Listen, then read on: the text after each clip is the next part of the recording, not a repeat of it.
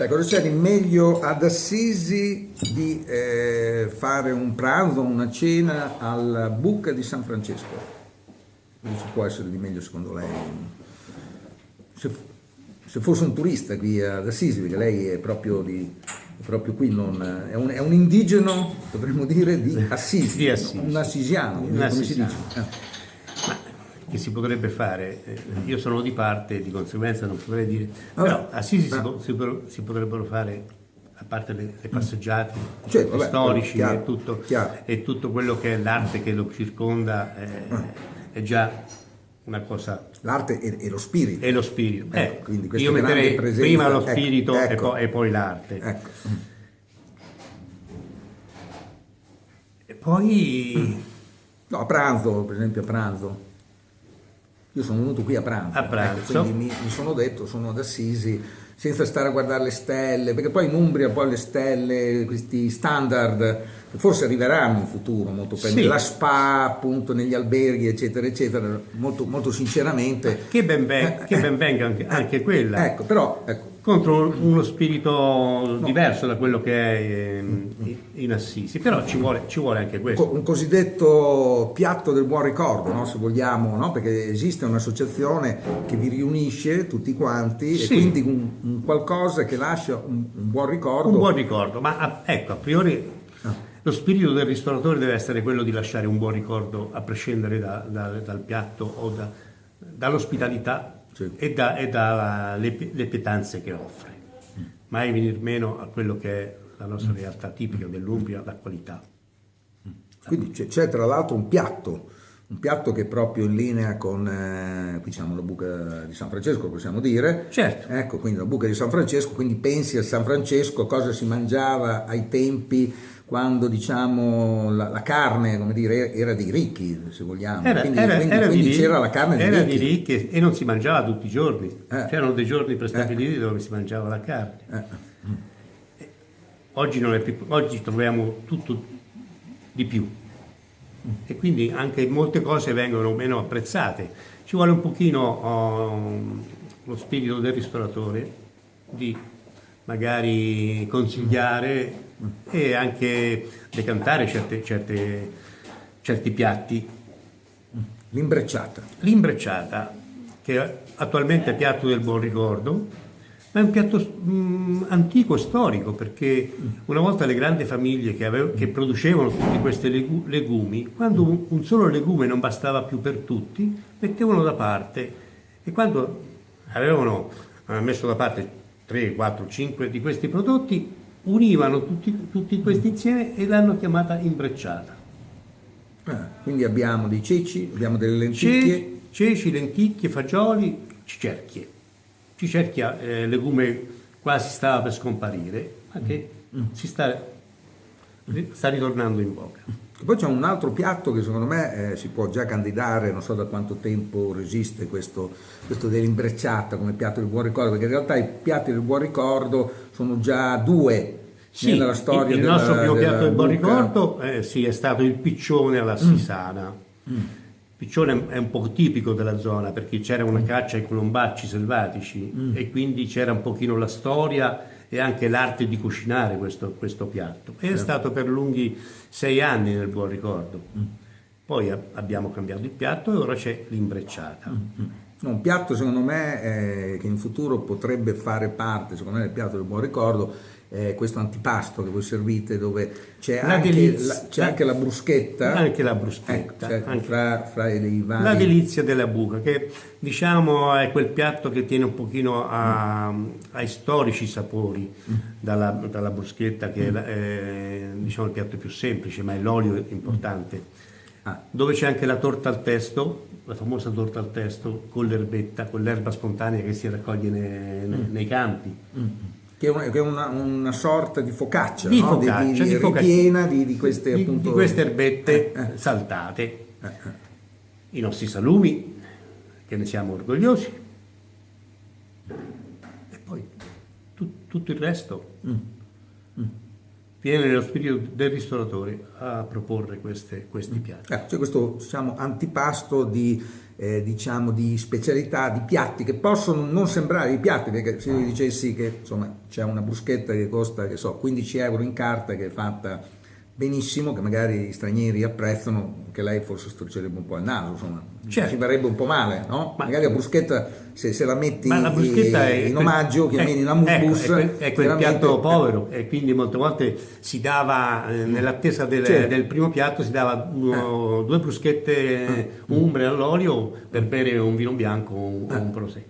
Bene, prosecco, che tra l'altro il prosecco si beve in tutto il mondo, addirittura a colazione la mattina in qualsiasi albergo di tutto il mondo, anche in zone vinicole molto affermate, il prosecco come qui del resto. Lei cosa propone ad esempio come prosecco? Cosa ha scelto ovviamente un produttore nell'area di Conegliano, Valdobbiadene, noi abbiamo Artizze?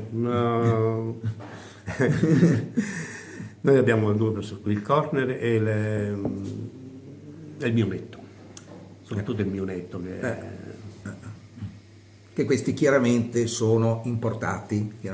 Importati. Noi abbiamo anche delle realtà umbre che però non hanno radici storici come i Brutte, che abbiamo il Villa Fidelia o il Trojano.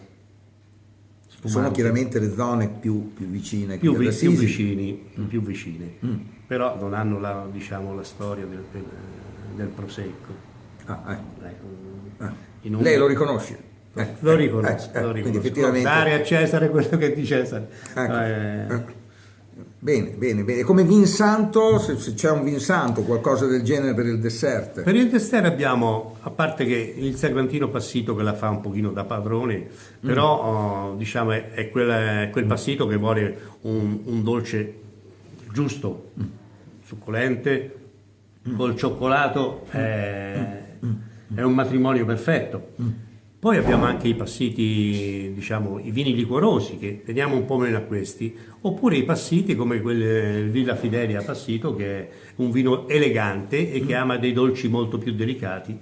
Che arriva da Spello, che è proprio qui di fianco, quindi siamo veramente a pochissima distanza. Quindi la bucca di San Francesco, e tra l'altro noi siamo, questo è un po' l'icona quindi della bucca di San Francesco, cioè questa è la foto che gira di più alle nostre spalle. Qui sotto si scende e quindi c'è questa grotta che poi lei ha scoperto quando già aveva acquistato questo posto. Sì, è da lì che è nato il suo nome, la buca, perché in effetti era una buca.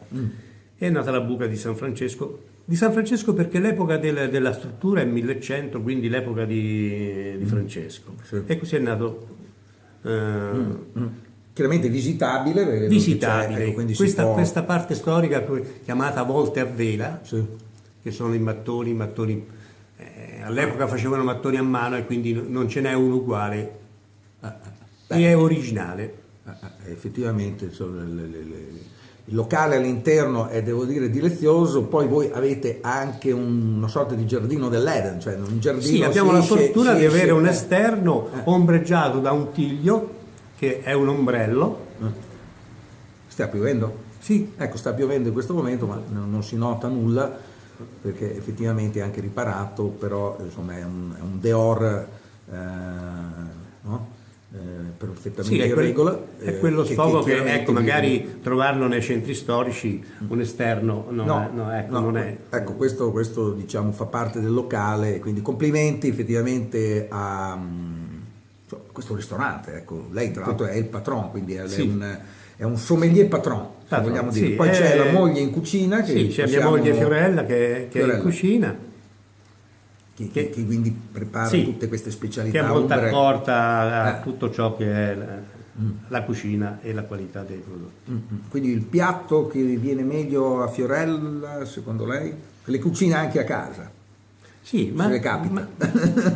I primi piatti vengono forse a un'attenzione maggiore. Ecco, quindi ci sono questi sono umbricelli, che sono degli spaghettoni fatti con acqua e farina, cucina povera, però esaltata da un trito di verdure, semplice, Sì. naturale e delle erbette spontanee. E questo qua è appunto una delle paste. Una delle paste. Abbiamo i nostri spaghetti alla buca, che sono sempre spaghetti fatti in casa, che sono conditi con una salsina di funghi arrostiti e carne, olio ed erbette. Che carne si usa? C'è una carne particolare? Ma usiamo manzo e maiale, non usiamo un solo tipo di carne. Questo è un piatto, diciamo, è un classico, Un quindi immagino classico. si chiama Sì, così. sì, è un classico. Poi abbiamo la carlaccia, che diciamo è un po' un ibrido della cucina umbra. Sì. È una crepe che racchiude una fonduta di formaggi con del prosciutto, con una parte di filetto di vitella al centro, avvolta e cotta al forno con un lettino di patatine. Bene, ora per arrivare qui alla buca di San Francesco. Per arrivare alla buca di San Francesco noi siamo È chiaro che proprio è nella passeggiata al comunque, centro storico. Ecco, quindi posizione chiaramente strategica. Sì, abbiamo un ingresso su 2 vie, nella via Antonio Cristofani e nella via Eugenio Brizzi, quindi diciamo è facilitata l'ubicazione. Ecco, a piedi. A piedi, sì, Perché sì, poi a piedi. invece in auto quale può essere? Ma Assisi tanto in auto è sempre sconsigliabile, che Quindi si parcheggia. godere delle passeggiate Si parcheggia chiaramente, poi si va chiaramente in direzione della Basilica di San Francesco e in via Brizzi. via Brizzi numero 1, Brizzi. sì, e via Antonio Cristofani 26. Ecco qua. Non ci sono insegne, questo ve lo possiamo dire, però ormai tutti hanno No, d'eccezione- cellulare, smartphone, Sì. chiaramente lo mettete, io non l'ho usato sinceramente, ho chiesto, comunque tutti conoscono la buca, vi vogliono bene? Sì, E quindi, ecco, ringraziando Dio ci vogliono bene. E quindi ecco. Cerchiamo di farci meritare questo buonsenso. Bene, saluti qui da Assisi.